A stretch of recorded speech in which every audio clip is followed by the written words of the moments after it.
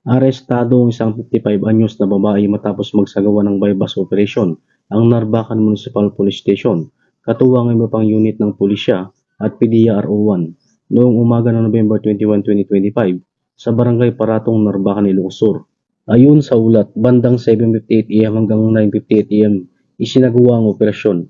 Nahuli ang sospek matapos magbinta umano ng sachet ng inihinalang shabu sa isang pulis na nagpanggap na buyer. Nakumpiska mula sa operasyon ang kabuuang 5.78 na gramo ng inihinalang shabu na may tinatayang halagang 39,304.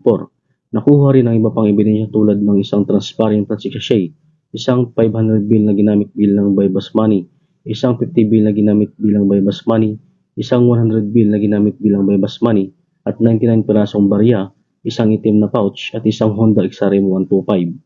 Isinagawa ang inventaryo ng ebidensya sa lugar mismo ng operasyon at sa mga presensya ng itinagang saksi. Alinsunod sa tinakdang proseso ng batas, dinala ang sospek sa istasyon para sa karagdagang dokumentasyon at pagsampa ng kaso. Mula dito sa PKG Ilocos Region, ako po ang inyong Police News Network Correspondent, Patrolman Dennis Carenal, alagad ng batas, tagataguyod ng Balitang Pulis.